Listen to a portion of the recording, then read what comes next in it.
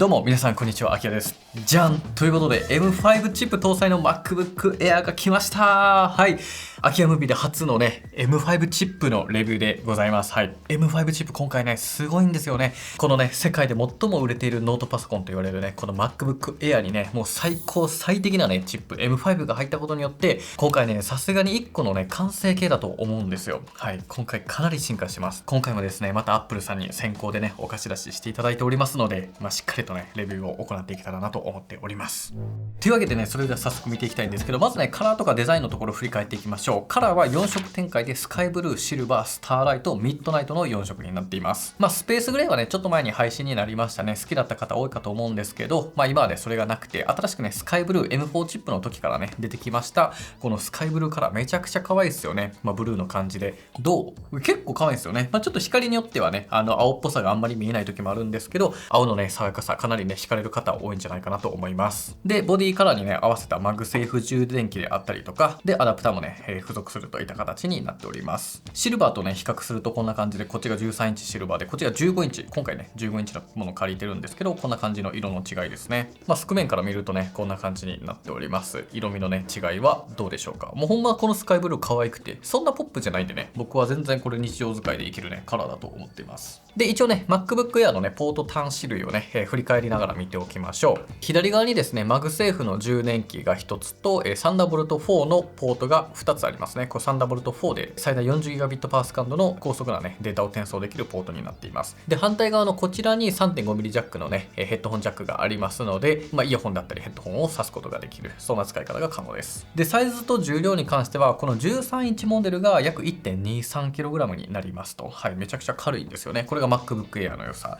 で、こっちのね15インチモデルに関しては約 1.51kg ぐらいのね重さになっています。このね15インチだったとしてもプロのね14インチよりも軽いんですよね。はい、僕のねこの MacBook Pro、 これねスペースグレーのものですが、こっちよりも15インチの方がね軽かったりするので、Air だったらね15インチにしても軽いし、13インチだったらよりね軽くなるといった形ですね。でちなみにプロのね端子類はこんな感じでマグセーフ、サンダーボルト4を、そしてイヤホンジャックがこっち側にあります。で反対側になんと HDMI と、サンダーボルト、そして SD カードのねスロットもありますので、やっぱりねこの辺の使い勝手がめちゃくちゃ良かったりするのでね、端子類でどうしてもね SD と HDMI をね絶対使いたいという方はプロのね方が筐体的にも良かったりはします。ただですねプロっていうのはファンが入っていますので、エアーっていうのはファンレス設計なので音もねめちゃくちゃ静かだし、本体重量もね軽くできると。でバッテリーのね持ち時間に関しては一応公式スペックではね変更はなくて、最大ね18時間使えるねバッテリーが搭載されているといった形になります。でディスプレイもね実はプロとエアでねちょっと違いまして、こっちがねエアでこっちがねプロになるんですけど、エアっていうのはリキッドレティーナディスプレイになっています。でこっちのプロはリキッドレティーナ XDR ディスプレイなんですね。より色のね再現性とか、コントラストっていうのがねよりプロだったらね良かったりするんですけど、あとは明るさも違くて、エアっていうのは500ニットのね輝度になっています。で MacBook Pro は1000ニットになりますので、こういった室内とかだったらねどっちも全然綺麗にね発色もあると思うんですけど、太陽光がね強いところとかでは、やっぱりプロの方がね、明るさの視認性っていうところもね良かったりはするので、この辺はねちょっと実際にはね違ってきます。でプロモデルに関してはナノテクスチャーディスプレイを選ぶことができるんですが、エアにはできないんですよね。いや僕的にはねこのエアの方がナノテク欲しくて、やっぱりエアってさ外で持ち歩きたいじゃないですか、こんなに軽いからね。で僕 MacBook のナノテクめちゃくちゃ好きなんですよ。めちゃくちゃ良くて、ほんまにね今後買うなら絶対ナノテクつけるってぐらいなんですけど、エアにはないんですよ。エアこそ欲しいですけどね。はい、ちょっとねディスプレイっていうところはエアだと、物足りないって感じる方ももしかしたらいるかもしれません。で外部ディスプレイの接続台数はエアでも最大2台のね外部ディスプレイに接続することができますので、何かしら映像をね投影したりとか、ちょっとプレビュー用にね出したりとか、そういったことの使い勝手もエアはね十分に使えるかなと思っています。ではね続いてはスペック仕様を見ていきましょう。まず今回ねレビューするこの MacBook Air のねスペックはこんな感じで、15インチスカイブルーで10コア CPU、10コア GPU、16コアのニューラルエンジンの、モデルになっています。メモリが 32GB で SSD が 2TB のモデルになっています。お値段は36万9800円。高え。マジで高い。エアーやんね、この値段。その分ね、めちゃくちゃストレージ容量であったりとかね、高性能化してるので、納得はできるんですけど、詳しくね、ちょっと見ていきましょうか。まず今回 MacBook Air のね、ストレージがアップグレードされましたね。最小構成が 512GB になった。で、最大のストレージが 4TB にと変わりました。M4 の時のね、値段と、今回の M5 チップの値段のね、最低価格ってちょっとね、変わってるんですよ。単純に見ればね、数万円ぐらいのね、値上げではあるんですが、結局ね、512GB のね、オプションが、もともとね、256GB スタートで、そこから512にするにはね、3万円のね、プラスのオプションがね、必要だったんですよ。なので、結果的にはお得といえばね、お得かなっていうところではあったりはするので、いいんですけど、よりね、最低に必要なね、金額っていうのはかかってしまうといったところにはなっています。で、肝心のね、スペックなんですけれども、ちょっと今回ね、ベンチマークをいろいろと見ていきましょうか。はい。それぞれのね、世代と見ていくと、こんな感じの結果になっています。やっぱりね、M5 チップめちゃくちゃ向上してるのがね、もう一目でわかるんじゃないかなと思います。CPU も GPU もともにね、正当進化をしています。なんと CPU のね、シングルコアに関しては約 15% 程度向上してて、ブラウジングをね、メインとするような作業とかでは、なんと M3 ウルトラを上回ってしまうというようなね、えげつないスコアが出てきていますね。この辺がやっぱ世代ごとのね、差が進化しているところが感じられます。GPU に関してもですね、M4 Air のね、約 1.4 倍ぐらいのね、スコアが出てるので、しっかりとね、進化しているのが、体感できるんじゃないかなと思います。で、とはいってもね、Air っていうのはやっぱファンレスになるので、長時間使うとね、このスコアっていうのは落ちやすい傾向にあったりはするみたいなんですけれども、こういったね、特徴になっています。で、そのね、一つの原因として、めちゃくちゃ大きなところが、この M5 チップファミリーっていうのはね、ニューラルアクセラレーターっていうのがね、搭載されたんですね。難しいよね。はい、大丈夫です。これ何かっていうと、GPU、CPU と GPU あると思うんですけど、この GPU のコアのね、一つ一つの中にもね、AI 処理技術っていうのが直接組み込まれたんですね。これがニューラルアクセラレーターというものになるんですけど、その結果、こんなにもね、飛躍的パフォーマンスがね、向上してると、後ほど検証していく結果もめちゃくちゃダイレクトに変わっていくっていうのがわかると思うので、ちょっと後ほどね、しっかりとね、そこら辺も見ていただければなと思います。で、その他にもですね、今回のね、M5 チップから Apple のね、N1 ワイヤレスネットワークチップを搭載しています。これはですね、主にバッテリーの消費電力であったりとか、エアドロップなどのね、転送速度の向上とか、あとはワイヤレス機のね、接続の向上っていうのがあったりするみたいです。これにより、今回から Wi-Fi 7に対応していて、M5 チップ搭載した MacBook Pro、M5 Pro Max じゃなくて、M5 の MacBook Pro ですら Wi-Fi 6E かな、はい、のモデルになっているので、これね、結構大きなアップデートされています。これがどれぐらいすごいかというと、その Wi-Fi 6E っていうのかなに比べて、約 4.8 倍程度のね、最大値のね、最適化っていうよう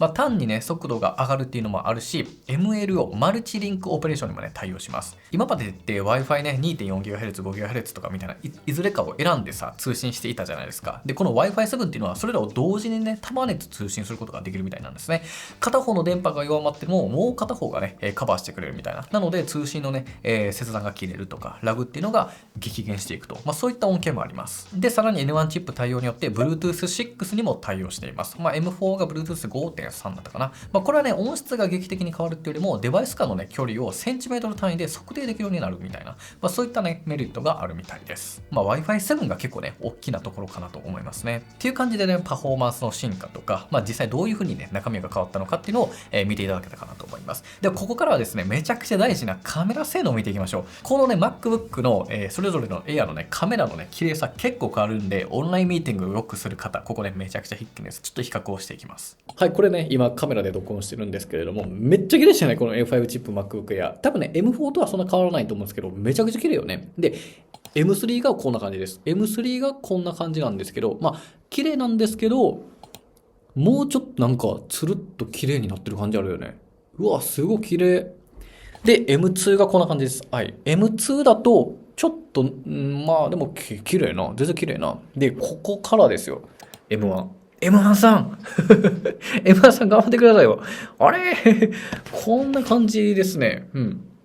ちょっとさすがに M1 は別物な感じしますね。はい。でですね、今めちゃくちゃ暗くした低照度のね、撮影なんですけれども、綺麗ね。今こっちにも光ないんですよ。今バックと MacBook からの光しかないんですけど、めちゃくちゃ綺麗やな。M3 がこんな感じです。やっぱちょっとノイズ出てるね、こっち。はい。こっちが M4 なんですけど、ノイズ除去めちゃめちゃ効いてるね。M5 ね。はい。M3。全然違うね。で、M2 がこんな感じですね。M2 もそんなにめちゃくちゃ悪くはないね。はい。M1 さんM1 さん頑張ってください。M1 だとちょっともうビデオ会議あれかな。買い替えると感動してもらえるかもしれへんね。うん。全然違うね。まあ、もうちょい明るいところでね、やるとは思うんですけど、M5 やばいね。多分 M5 は M4 のカメラと変わってはないと思うんですけど、全然違うね。はい。これぐらい変わります。ではですね、続いてもう一個大事な SSD のね、ストレージ速度比較をやっていきましょう。まあ今ね、この MacBook というのはかなり速いね、高速な SSD が入ってますが、今回ですね、めちゃくちゃ進化しています。計測するとこんな感じの結果となりました。今回ブラックマジックのね、ディスクスピードで計測したんですけど、これやばくないですか？ M4 からね、比べても倍ぐらいね、速くなってるんですよ。今回だいぶ進化してますね。まあ逆に言うとそれ以外はね、めちゃくちゃ大差があるというわけではなくて、まあ順調にね、世代ごとにやっぱ変わってる印象はあるんですけれども、ちょっとやばいですよね。まあ一般的にね、この SSD って容量が大きければ大きいほど速度面でもね、有利になるっていう傾向はあるんですが、まあ Mac もね、その傾向は同じです。まあちょっと今回ね、2TB のこのモデルしかね、計測はできてないので、なんとも言えないんですけど、まあ 2TB だったらここまでのね、速度が出るというような結果となっています。で、ちなみにね、この後ろにある M5 Max MacBook Pro 16インチはですね、なんと書き込み 15000MB/s、読み込みは 13500MB/s も出てしました。なんやねんこれ。早すぎやろ。もう意味わからへんよね。ちょっと偉いことになっています。っていう感じでいろいろとね見てきましたが、ではここからはですね、AI 系ですよね。この Mac をね使って、皆さんもう AI 系のねことをよくすると思うので、それらをねちょっと比較を見ていきたいと思います。まずはですね、ローカル LLM の速度検証を行っていきます。このローカル LLM というのはですね、簡単に言えば、チャット GPT とか Gemini のような、高性能な AI があるじゃないですか。で、あれってネットにねつないでサーバー上でね処理してるんですけど、ローカル LLM っていうのはそういったね、AI っていうものをネットにつながすこの Mac の中だけでローカルで完結させて、動かすものになります。今回は LM Studio というね、ローカル AI のね使える、ソフトでやってみたんですが、使ったモデルは JMA で、僕がねちょっと普段からねよく使う、決算資料ですね。ちょっとね今回大企業のね決算資料をちょっと持ってきて、それをね、読み込ませてですね、現在のね事業状況を踏まえた上で改善提案とか新規施策とかね、10項目ぐらいでね整理してもらうというようなそんなプロンプトを投げてみました。その結果がねこんな感じです。今回2つの項目をね計測してみたんですが、まずは1秒間に生成できるトークンの数ですね。でもう1個がプロンプトを出してから帰ってくるまでのその応答速度ですね。ここの2つを比較してみました。これらを同じね無印チップで比較をしていくとですね、やっぱり世代が上がるほどね、性能、速度がね上がっていることが分かってきます。公式だとね M1 の最大 9.5 倍とはあったんですが、実測ではね、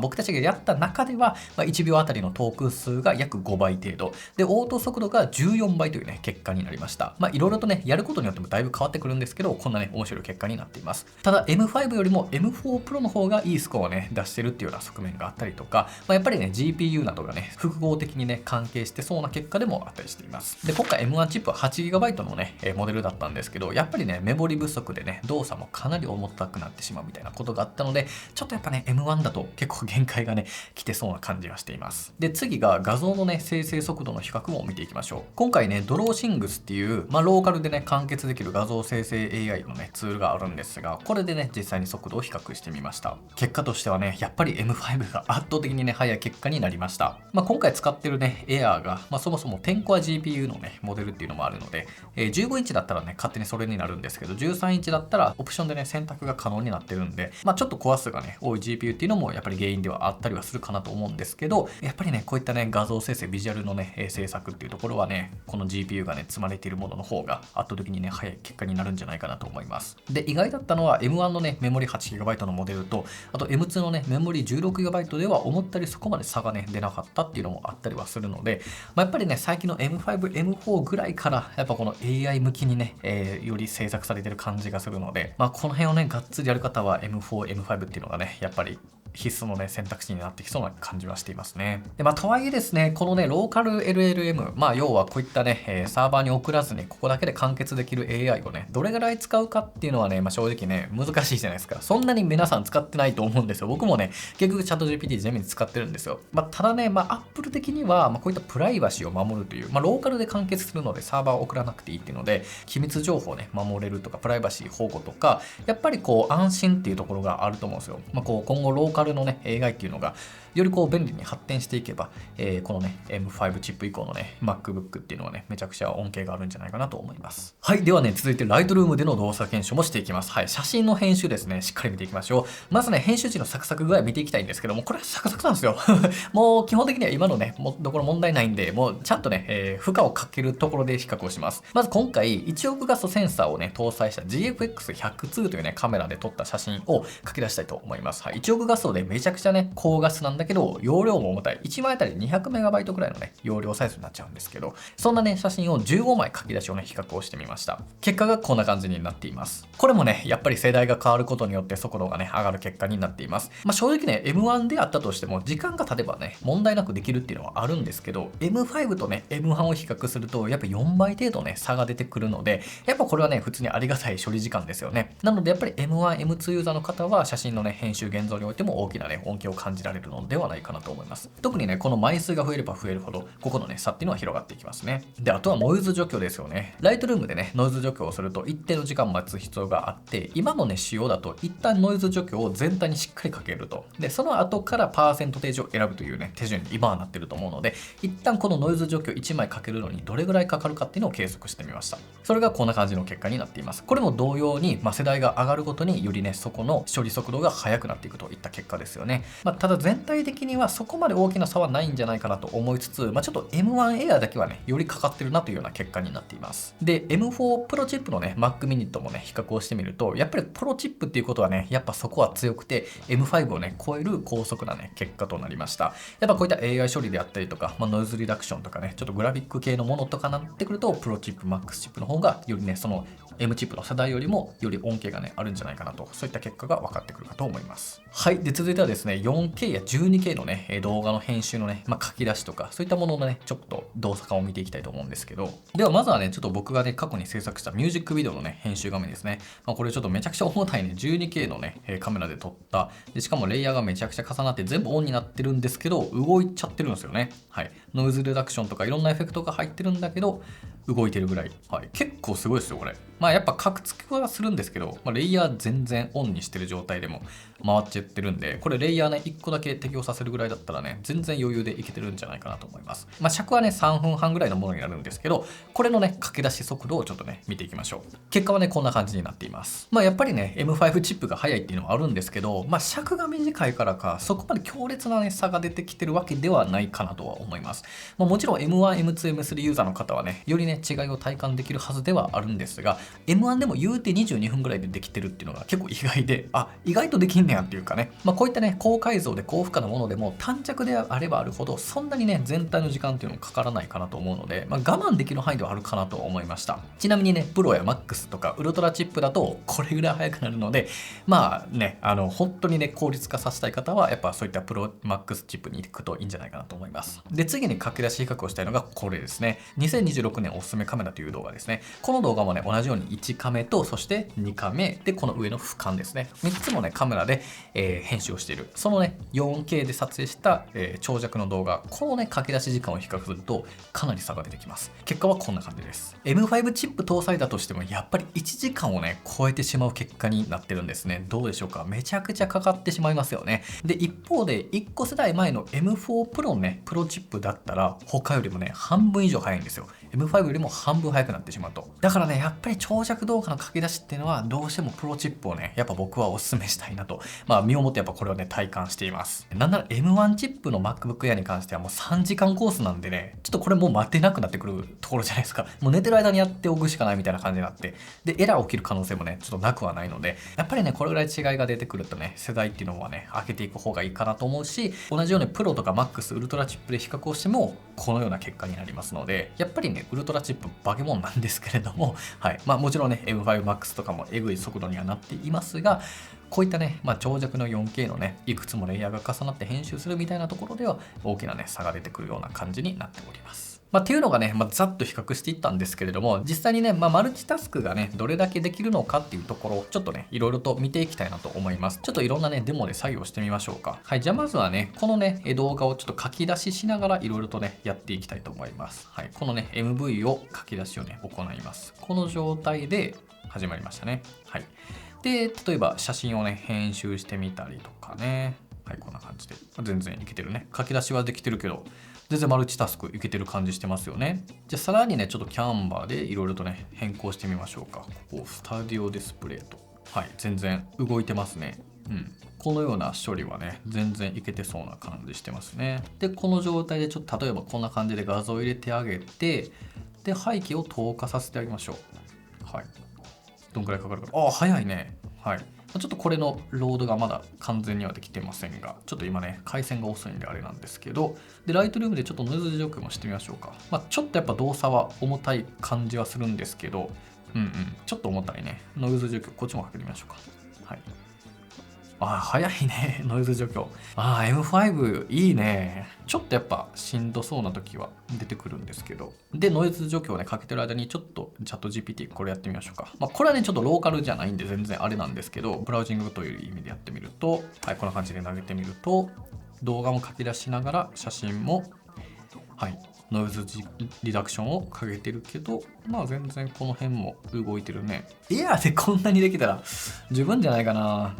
こんなマルチでやることあんまないからねっていう感じになります。はい、という感じですかね。いや、かなりね、この M5 チップのね、凄さ実感いただけたんじゃないかなと思うんですけど、ここからですね、MacBook の選び方、失敗しないためにね、僕なりのちょっとこういろんな経験値をもとにね、お話しできればなと思ってます。まず思うのがですね、Air か Pro かですよね。これめちゃくちゃ大事なところなんですけど、僕のね、結論としてはやっぱほとんどの人が Air で OK だと思います。書類の作成とかレポートとか AI 活用とか、あとプレゼン資料の作成とかね、デザイン制作、動画編集も問題なくできるので、ほとんどの方が Air で十分っていうのは前提でありますと。ただ今のようにね写真編集動画編集などのねクリエイティブを仕事として使うっていう人はプロをね選ぶべきだと思います。結局動かす動作っていうところはね全然エアーでも問題はないと思うんですけど、その書く付きのストレスであったりとか書き出し時間のね速さ、業務用途として効率化していきたいという方はやっぱプロがいいと思いますよ。この MacBook Air にはプロチップ Max チップっていうのが1個も入っていません。入ってて Mac mini で、あるいは他はもう MacBook Pro とかスタジオになってくるので、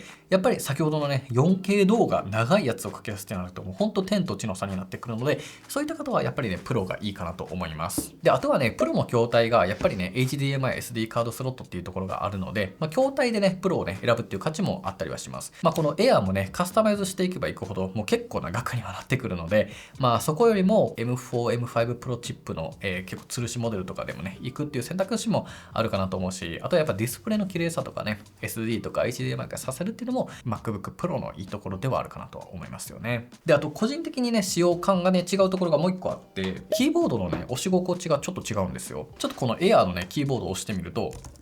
こんな感じでちょっとなんか軽いんですよね。それに比べてプロはですね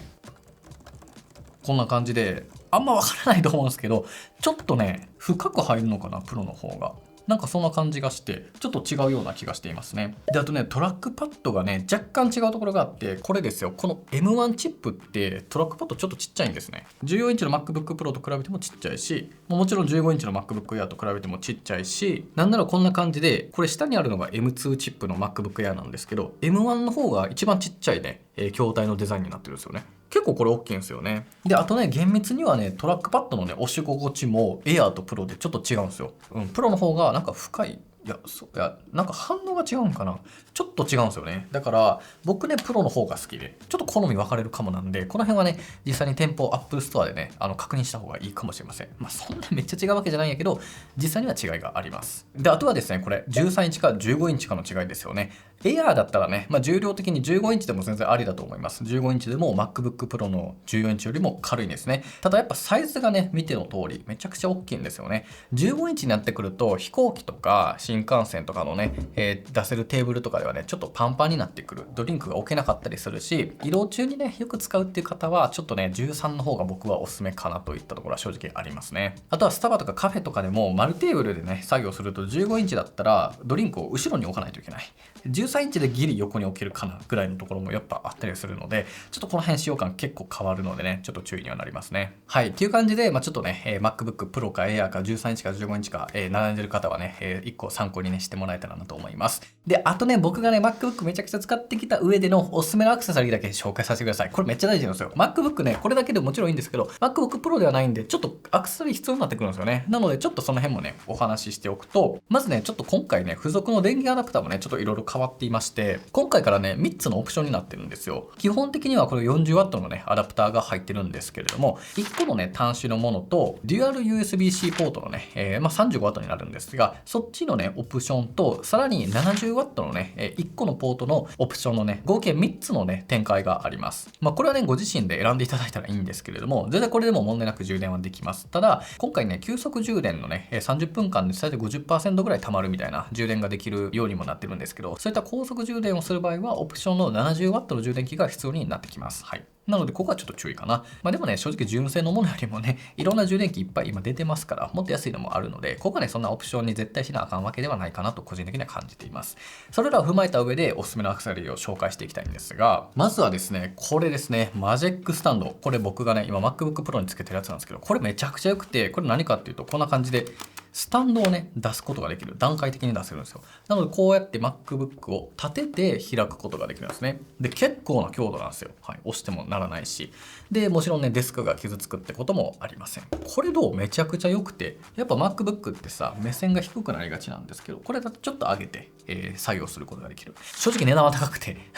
ちょっと高いんですけど、今ね、ちょっとサードパーティーというか、こう、ちょっとね、似たようなもので他も出てるんですけど、僕はね、このマジックスタンド、ほんと買ってよかったですね。欠点としてはね、値段と、あとここ、すごく剥がれにくくなってますので、はい、強力すぎるんですよね。はい、なので取りづらい。でも取らないんでね、いいんですけど、これめちゃくちゃおすすめ、マジックスタンド。本当目線が良くなるんで、姿勢も良くなります。で、あとはね、こちらですね。これ、絶対これってわけではないんですけど、こういった USB のハブをね、持っておくと便利です。これ何かというと、この MacBook Air にはね、USB-C ポートがありますので、これつけてあげるだけで、USB Type-A が2つとか、マイクロ SD、そして SD カード、LAN ケーブル、で USB がさらに2つ拡張できる。で HDMI も入るというね。これ1個つなげればあらゆるね接続が可能になる、そんなねデバイスになっています。もっといいのはあるんですけど、これぐらいのものだとねちょっと安く買えたりしますので、はい、これぐらいがおすすめかな。SD カードもね入るようになるので、 MacBook Air はねこういった変換が必要になりますので、こういった安価のねものとかを揃えておくといいかなと思いますね。で、あとはねちょっとこのご時世紹介しづらいんですが、 SSD ですね。ちょっとシールついてるんですけど、これはね 4TB の SSD がねこんなにちっちゃく入ってます。これをね USB-C でつなげてあげるだけで、要はストレージを拡張できるんですよね。 4TB イコール 4000GB ですよ。 MacBook Air スタート 500GB じゃないですか。512、あれの8倍がここにね入れることができる。だからこういったものを買えばね、ストレージっていうのはどんどん外に移行していって、ローカルにはねためないようにしていくこともできたりするので、こういったものをぜひね使ってみてください。ただねちょっとこの AI 需要により SSD っていうのはね今すごい値段が上がってるんでおすすめはしにくいんですけど、こう何かねデータでこういっぱいいっぱいになっちゃったっていう方はこういったものを活用してあげるといいかなと思います。で、最後はですね、じゃん、こんな感じのケースですね。ちょっとこれ今13インチ用なのでこの15インチには入らないんですけれども、ちょっとね僕が使ってる M3 MacBook Air と入れるとねこんな感じでねすっぽり入るようなものになっています。どう？デザインめちゃくちゃ良くないですか？これエレコムさんのやつでめちゃくちゃ安いんですよ。で、僕がめっちゃ好きなのは蓋がないのが良くて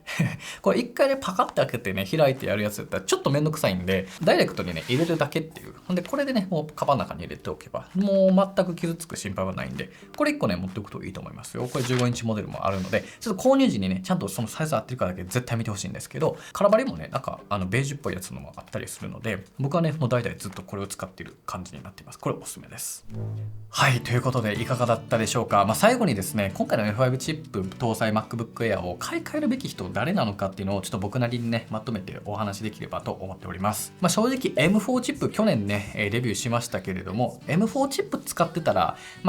そんな乗り換えんじゃなくていいんじゃないかなと思いますよ。確かにね性能はめちゃくちゃ良くなってるんですけど、でもね高いしね買い替えも大変じゃないですか。なんで僕は M1、M2、M3 Air のね、使ってる方かつ 8GB のねメモリを使ってる方は購入検討をねしてもいいと思います。やっぱさすがにね結構話が変わるぐらい快適さをね体感できるかなと思います。で、逆に今回ね行った比較検証いっぱいあったと思うんですけど、その中でも動画の書き出しとか写真のね現像とかそういったクリエイティブソフトをね頻繁に使わない方は Neo でも十分だと思います。MacBook Neo、最近ね出てきました。10万円以下のね MacBook ねありますけど、こっちでもね全然十分使えるんじゃないかなと思います。もちろんローカルで AI をね使いたい、そのままなんかこうクリエイティブ作業1個やりたいとかってなってくるとちょっとしんどいと思うんですけど、こう大学のレポートを書くとかサーバーを使ったね AI をよりやっていろんなねこうインプットをしたい、こういろんなね企画書を作りたいみたいな程度であれば全然ね Neo でもいけるんじゃないかなと思うので、そっちでもねいいかなと思います。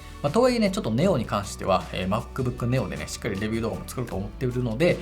もし興味ある方はねそちらも見てもらえたらなと思っております。はい、っていう感じかな。M5 チップめちゃくちゃ進化してるし、やっぱ M チップの中でもね、大きなターニングポイント、本当にこう進化ポイントではあるねチップだったんじゃないかなと感じています。特に AI 処理のねパワーアップしましたし、 GPU がねニューラルアクセラレーターによってねよりパワフルになりました。ただ M4 チップ購入した方はねそんなに焦る必要もないと思いますし、 M1、M2 ないしは M3 の方で、よりねちょっとこう動作にもたつきを感じた方、そういった方はこれをね選んでいただいてもいいんじゃないかなと思います。ということで、この動画がねいいなと参考になったっていう方はぜひグッドボタンとチャンネル登録の方よろしくお願いいたします。ではまた次回の動画でお会いしましょう。バイバイ。